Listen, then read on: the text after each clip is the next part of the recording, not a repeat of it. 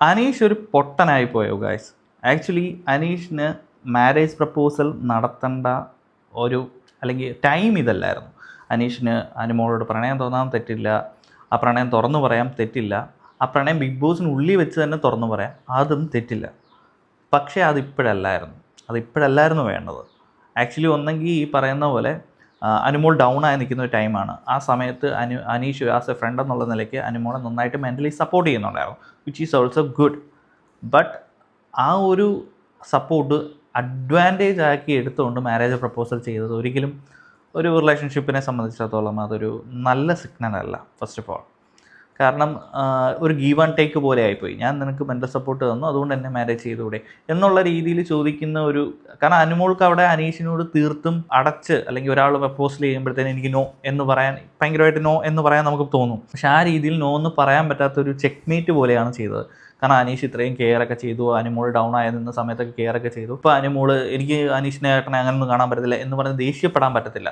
അങ്ങനെ ദേഷ്യപ്പെട്ട് കഴിഞ്ഞാൽ ഇത്രയും ദിവസം അനീഷ് ചെയ്തു തന്നതെല്ലാം തേച്ച് മായ്ച്ച് കളഞ്ഞു എന്നുള്ള രീതിയിൽ നാട്ടുകാർ പറയത്തക്ക രീതിയിലുള്ളൊരു ചാൻസ് ഉണ്ട്. കാരണം അതൊരു പ്ലാറ്റ്ഫോം കൂടിയാണ്, അപ്പം ഒരു റിയാലിറ്റി ഷോയും കൂടിയാണ്. അപ്പോൾ അവിടെ അനുമോൾക്ക് ആ രീതിയിൽ പ്രതികരിക്കാൻ പറ്റത്തില്ല. അപ്പം അങ്ങനെ ഒരു ഒരു ഒരു വിയേർഡായിട്ടുള്ള രീതിയിലാണ് അനീഷിൻ്റെ പ്രണയം അനുമോളോട് തുറന്നു പറഞ്ഞ നിമിഷം.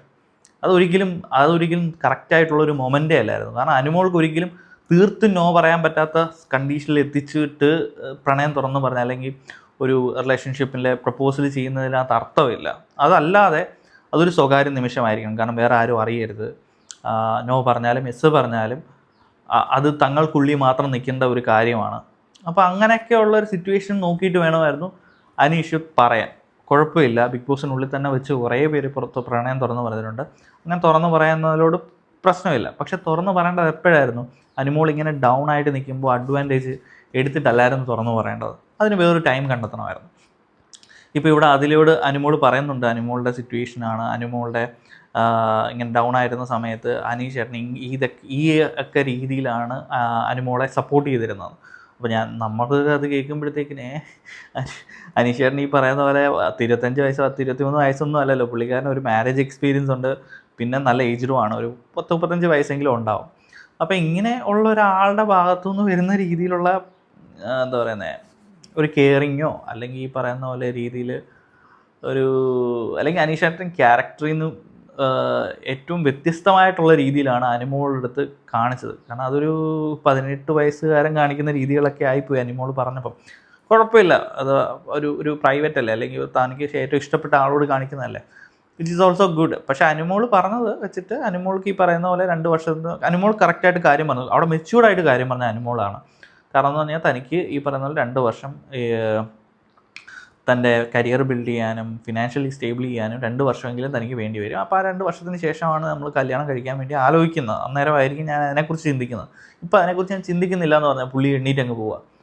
ആ അനുമോളിൽ ഇത്രയും നന്നായിട്ടൊരു എന്താ പറയുക, ഒരാൾ പ്രപ്പോസ് ചെയ്യുമ്പോഴത്തേക്കിന് അയാളോട് നോ പറയാതെ എന്നാൽ തൻ്റെ എക്സ്ക്യൂസ് പറയുമ്പോൾ അതുപോലും കേൾക്കാൻ പറ്റുന്നില്ല പുള്ളിക്കാരന്. കേൾക്കാൻ പറ്റാതെ എണ്ണീറ്റ് പോകുന്നത്, അത് സീരിയസ്ലി അത് ഭയങ്കര ബാഡാണ്. പുള്ളിയുടെ ഗെയിമിനെ സാരമായിട്ട് അത് ബാധിക്കുന്ന. ഇനിയുള്ള ഒരു വീക്ക് കൂടെ ഉള്ളൂ. ഇനി ആ വീക്ക് കൂടെ കഴിയുമ്പോൾ പുള്ളിക്കാരൻ ഈ പറയുന്ന പോലെ വോട്ടിങ്ങിനെ നല്ല രീതിയിൽ ബാധിക്കാനുള്ളൊരു ചാൻസും കൂടിയാണ്. വിന്നറാവാൻ പറ്റുന്ന ഒരാളായിരുന്നു, പക്ഷേ ഈ ഒരു പ്രവൃത്തി കാരണം ആ വിന്നിങ് മെറ്റീരിയൽ എന്ന് പറയുന്ന ഒരു സംഭവത്തിൽ നിന്ന് പുള്ളിയെ എടുത്തു മാറ്റാൻ ചാൻസ് ഉണ്ട്. പിന്നെ എനിക്ക് തോന്നുന്നത് ആര്യൻ പുറത്തായത് പുള്ളിയെ സാരമായി ബാധിച്ചിട്ടുണ്ടെന്ന് തോന്നുന്നു. കാരണം എന്ന് വെച്ച് കഴിഞ്ഞാൽ പുള്ളി ഒരിക്കലും പ്രതീക്ഷയില്ല ആര്യൻ പുറത്ത് പോകുന്നു. അപ്പോൾ അതിൻ്റെ ഭാഗമായിട്ട് ആരും പുറത്ത് പോയി കഴിഞ്ഞപ്പോഴത്തേക്കിന് ഇനി ചിലപ്പോൾ ഞാനും പുറത്ത് പോകാൻ ചാൻസ് ഉണ്ടോ എന്നുള്ളൊരു ഡൗട്ട് തോന്നിയത് കൊണ്ടാണോ? കാരണം നമ്മൾ ഇടയ്ക്കിടയ്ക്ക് കാണുന്നുണ്ടായിരുന്നു, എന്നെ ഇവിടുന്ന് വിടരുത് ബിഗ് ബോസ്, എനിക്ക് വീട്ടിൽ എത്ര ദിവസം കുറേ നാൾ നിൽക്കണമെന്ന് ആഗ്രഹമുണ്ട് എന്നൊക്കെയുള്ള രീതിയിൽ പുള്ളിക്കാരൻ ഇങ്ങനെ അൺകൺട്രോളബിളായിട്ട് സംസാരിക്കുന്നുണ്ടായിരുന്നു. കുറേ പ്രാവശ്യം സംസാരിക്കുന്നുണ്ടായിരുന്നു. ലൈവിനകത്ത് കുറേ പ്രാവശ്യം, എപ്പിസോഡിനകത്തും അതുപോലെ കാണിക്കുന്നുണ്ടായിരുന്നു. അപ്പോൾ ഇതിൽ നിന്ന് എനിക്ക് മനസ്സിലാകുന്നത് പുള്ളിക്കാരനൊരു പേടിയുണ്ട്. മേ ബി ഈ വീക്ക് പുറത്ത് പോകാനൊരു പേടിയുണ്ട്. ഇനി അതിന് മുമ്പായിട്ട് അനുമോളോട് തൻ്റെ പ്രണയം തുറന്ന് പറഞ്ഞേക്കാം എന്നുള്ള രീതിയിൽ പറഞ്ഞതാണോന്നും അറിയില്ല. സോ എന്ത് തന്നെയാണെങ്കിലും ഇത് അനീഷിൻ്റെ ഗെയിമിനെ സാരമായി ബാധിക്കുന്ന ഒരു വലിയൊരു കാര്യമാണ്. സോ നിങ്ങളുടെ അഭിപ്രായം കമൻറ്റ് ചെയ്യപ്പെടും.